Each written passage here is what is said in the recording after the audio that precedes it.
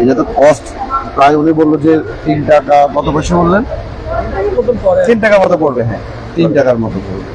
তো এটা যখন 3 টাকা আপনার এখানে আমার প্রোডাকশন কস্ট পড়বে, আমি এটা মার্কেটে গেলে তো এটা মানে লেবার কস্ট, তারপরে আপনার ইনভেস্টমেন্ট কস্ট সব মিলে তো কত টাকায় সেল করবে? কারণ প্রফিট মার্জিন 60 টাকা সেল করবেন। 60 টাকা, এই 60 টাকায় কি মার্কেটে খাবে? মার্কেটে খাওয়াইতে পারলে খাবে, দুনিয়াতে কেউ কিছু খায় না, মানুষকে খাওয়াইতে হয়।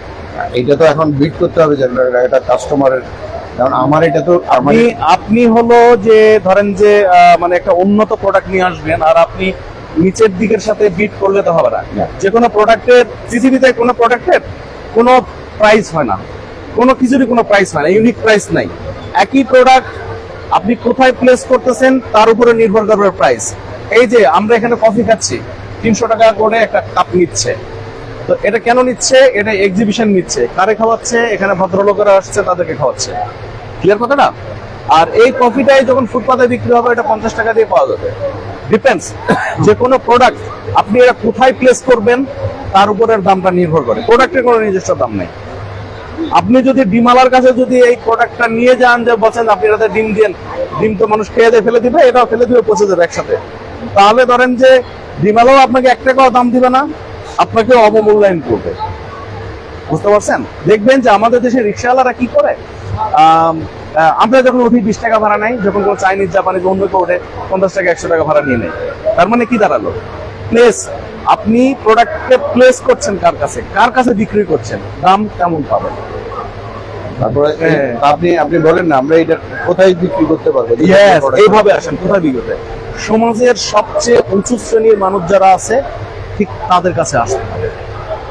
আপনাকে ধরেন যে 5 স্টার হোটেল, 4 স্টার হোটেল, বিভিন্ন বেকারি শপ, আপনাকে অনলাইন বিভিন্ন প্রতিষ্ঠান, আপনাকে বিভিন্ন সুপার শপ, বিভিন্ন ব্র্যান্ডেড, যেটা মানে যেমন ধরেন যে আপনি Bashundhara shopping mall, Jamuna shopping mall, তারা ওখানে অনেক বড় বড় মানে অনেক কোটি কোটি টাকা নিয়ে তারা ধরেন যে শোরুম দিয়েছে, ঠিক আছে? তখন তারা কিন্তু একটা নিজস্ব ব্যাগে দেয় তাদের প্রোডাক্ট ডেলিভারির জন্য, একটা ব্যাগ ব্যবহার করে। তো আপনি মোবাইল কিনলেন, একটা ব্যাগ দিল, ঠিক আছে? এই ব্যাগটাকে যদি আপনি উন্নত মানের বানিয়ে দেন, এটা ঠিক আছে, এটা থিকনেস বাড়ায় দেন, এটা ডিজাইন করে প্রিন্টিং করে তাদেরকে যদি দেন, ঠিক আছে? কাগজের ব্যাগও তারা তো মানে 20 টাকা 30 টাকাতে এখন বানিয়ে দেয়। কাগজের ব্যাগও যদি 20 টাকাতে দেয়, আপনি যখন এটা দিবেন তখন আপনি 30 টাকাতে তাদেরকে সেল করতে পারবেন। ডিপেন্ডস, ব্যবসাতে আসলে মানে সকল বুদ্ধি নিয়ে একবার আসা যাবে না, ধাপে ধাপে বুদ্ধি তৈরি হবে।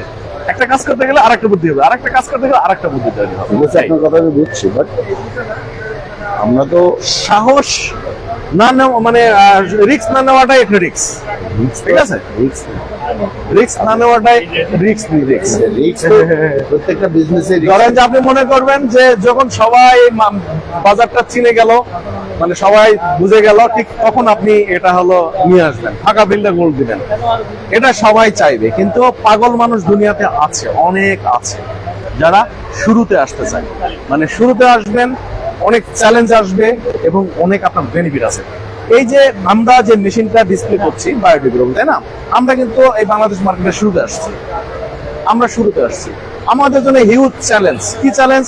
আপনাকে আমার মার্কেটিং পর্যন্ত মানে বুঝাইতে হচ্ছে, ঠিক আছে? এক সময় কি হবে, এই মেশিন আমাদের বাংলাদেশে অনেক অনেক ইউনিট থাকবে, আপনাকে আর মার্কেটিং আর বুঝাইতে হবে না। এখন যে আমরা চ্যালেঞ্জটা ফেস করতেছি, আপনি সন্দেহ পোষণ করছেন অন্যান্য প্লাস্টিকের সাথে পারবো না, ডিমালার সাথে পারবো না, এই যে সন্দেহ পোষণ করছেন, একসময় এই সন্দেহটা আর থাকবে না। তখন কি হলো, আমরা যে এখন মার্কেট তৈরি করতেছি, প্রচুর বড় বড় মানুষের সাথে কথা বলতেছি, আমরা ফেসবুকে অ্যাড চালাচ্ছি, ডলার খরচ করতেছি, প্রচুর ভিডিও করতেছি, আমরা তো করতেছি, তাই না? স্ট্রাগল ফেস করতেছি আমরা।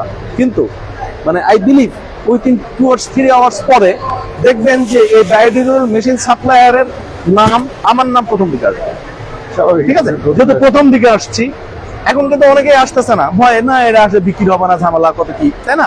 কিন্তু আমি কিন্তু চ্যালেঞ্জ নিয়েছি, এটা বিক্রি করতেছি, প্রচুর প্রবলেম ফেস করতেছি, আপনার মতো হাজার হাজার মানুষের সাথে আমি ঘন্টার পর ঘন্টা কথা বলতেছি, ঠিক আছে? এই যে এই বেনিফিট আমি পাবো, একসময় এই বেনিফিট শুধু আসলে পাবো যখন আপনি যখন নিজেও মার্কেট তৈরি করবেন। আমার যারা মেশিন ব্যবহার করতেছে তারাও মার্কেটিং করতেছে, আমরাও মার্কেটিং করতেছি।